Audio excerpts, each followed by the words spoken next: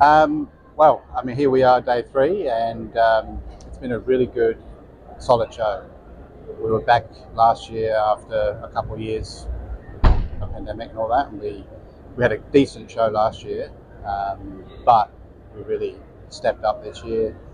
The Integrate footprint itself has been more than twice the size of what we had in 2022. But more importantly, I think, is the products that have been on offer this year.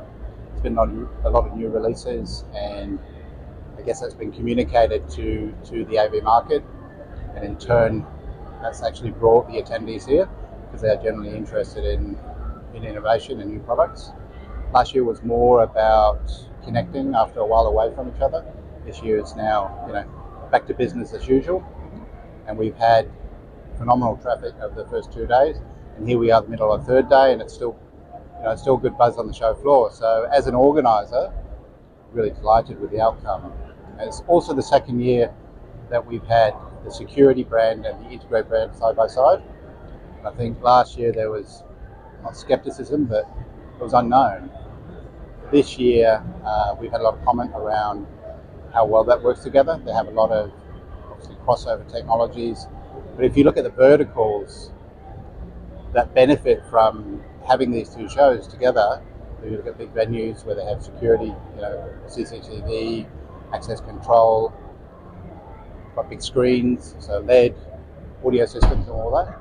It's a one-stop shop, and that's been really beneficial, particularly for the consultants and so the big integrators. They can send their whole team and see it all in one place. So we've seen much more cross-pollination across the show floor. So from the security side, Integrate and vice versa.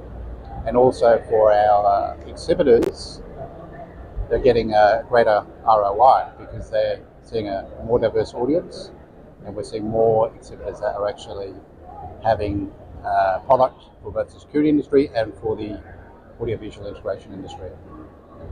And obviously, as you mentioned, this year, another year back from COVID, and also next year, how are things looking? How are bookings looking? And do you think it's going to get bigger? Yeah, listen, we are back in Sydney next year, 21st to the 23rd of August. Same footprint, pretty much. There is a little bit of opportunity for changing the floor plan, but as a whole, it's not going to differ too much from what you're seeing this year. The diversity of exhibits will always change. There are some exhibitors that choose to do it annually, and others that might do it every other year or change. Depends on product offerings and what brands they have and what's being released and all that. But typically, success, which I would say that we have had in 2023, translates into what we call a really good rebooking. So if we look at the 24 floor plan as it stands right now, we are pretty much 60-70% not sold, but booked out. We've got a bit of a cooling off period now for our exhibitors to ascertain their ROI or evaluate their experience, and if that all sticks, we're looking really good. But there is still room for potential new exhibitors to be at the show next year. We want to try and keep evolving the showcase. We wouldn't want to have exactly the same every year because we want our attendees to feel that they can come and experience something new and find new innovation, etc. So that's our job as organisers, to ensure that we have something new. Thought leadership is the other thing, is how can we keep evolving our content through our Tech Talk series, through our Thinkers Theatre, and through our security conference.